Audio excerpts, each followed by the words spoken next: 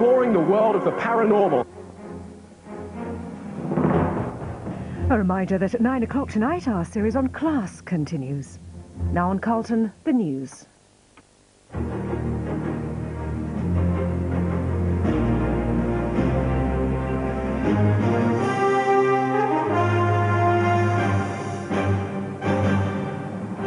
From the studios of ITN, the news with John Suchet.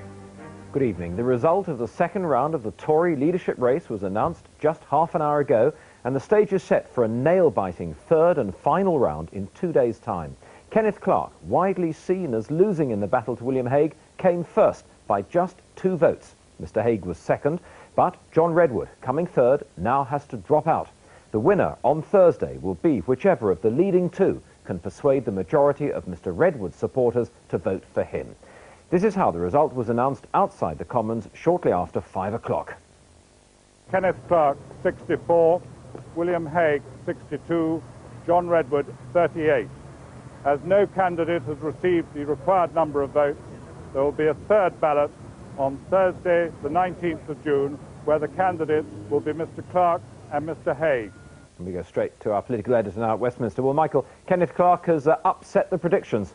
He has slightly, yes. There is certainly now one hell of a fight on our hands. And because of the narrowness of the vote, you won't be surprised that both Mr. Clarke's camp and Mr. Hague's camp are very pleased indeed with the result. Mr. Hague put on 21 votes, and they are obviously very pleased that that puts him in a strong position. But Ken Clarke put on 15 votes from what he had before. So it means, in effect, that Mr. Clarke needs 19 votes to get to the magic 83. Mr. Hague needs 21. And of course the question is now, what happens to the 38 Redwood votes, which I assume, well, we all of course know, are up for grabs. One slight word of warning, of course, you don't necessarily assume that they move in a block out one way or the other, obviously, but not all of those people may vote, so that may be a complicating factor next time. But we are in certainly for a very close contest on the third round. One could say that John Redwood's votes are votes of the right wing of the party.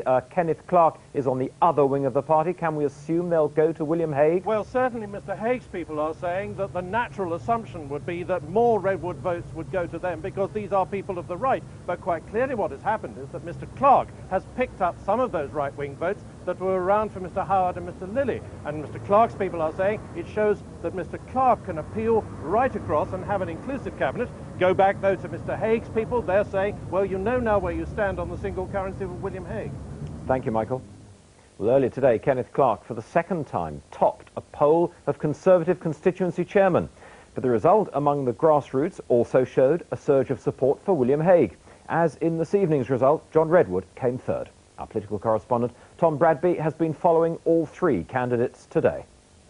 William Hague certainly began today with some good news. The latest poll of the party rank and file showed his support had gone up. Party workers have no direct say, of course, and he was still behind Ken Clarke, but his camp insisted he was closing the gap. Well, it's very evenly balanced now in the constituencies I've seen. Many more of them have voted for me this week than voted for me last week. So I think we're making extremely good progress. Mr. Redwood's camp claimed they were picking up support as a result of Mr. Hague's insistence that all members of his shadow cabinet would have to sign a declaration opposing the single currency. Mr. Redwood said he would be more inclusive, but... We do need to unite. In order to unite, you need clarity. We need to make some decisions that are fair to all across the party, but decisions that are convincing to the electorate. Nevertheless, Mr. Clarke insisted this morning he was confident. Yes, I think so, but who knows whether it'll be settled today or not. It might have to go to Thursday.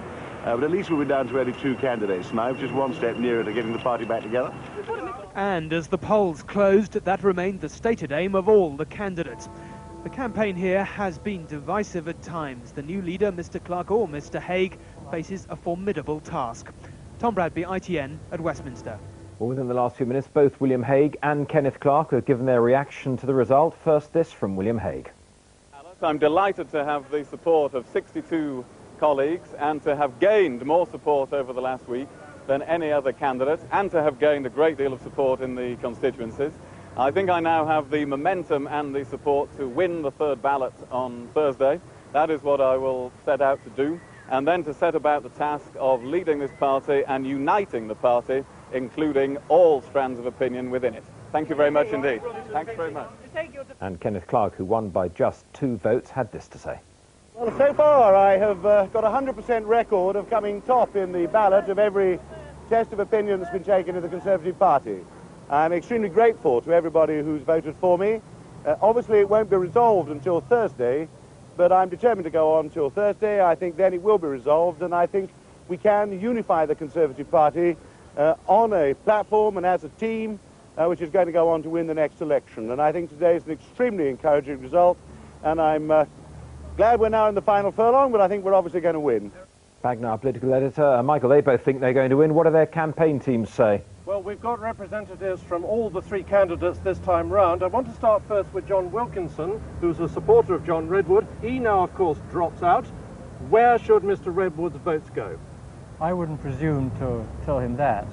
All I do know is that John Redwood is going to play a defining and a decisive role in Conservative politics, which is entirely appropriate in view of his courage, his vision, his integrity, and his ideas. He's a very fertile source of new ideas and can, I think, be a dynamic force for good in the Tory party. Will he, do you imagine, declare where he thinks his votes ought to go, or is it entirely up for grabs, 38 votes floating loose, as it were?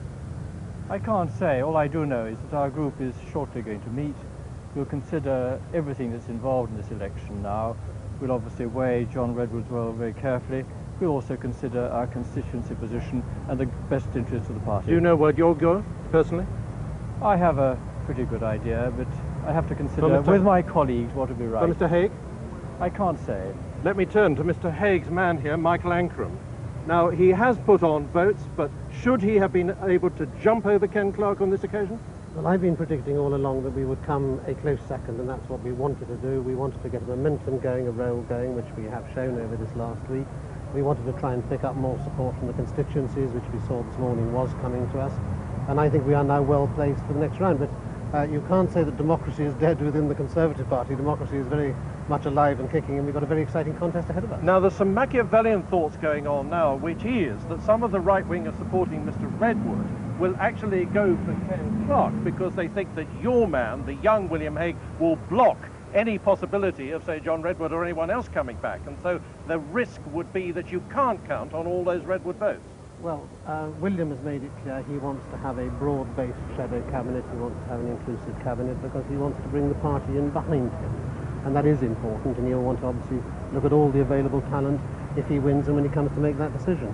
But at the same time, I'm not going to get involved in Machiavellian politics. What we've got to go out to do now is to look at those 38 colleagues, and they are colleagues, and explain to them why we think that William Hague is the right man to vote for. And I think when we've done that, they will see that William is indeed the right man to lead our party into the next election. Ken Clarke, Stephen Dorrell, you're representing his cause here. Are you relieved that he managed to, as it were, save his campaign through this vote? Well, I don't think that was the question at all. What I'm delighted of is that in this second round of MPs voting, Ken Clarke has done what he's done at every stage of tests of opinion in this election. He's come out in first position.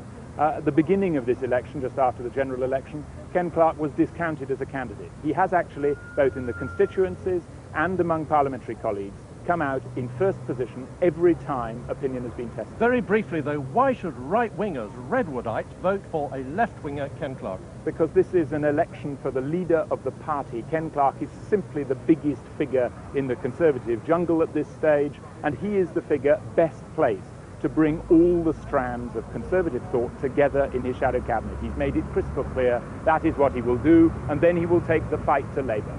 Thank you all, 3 of you, very much. Back now to the studio. Thank you, Michael.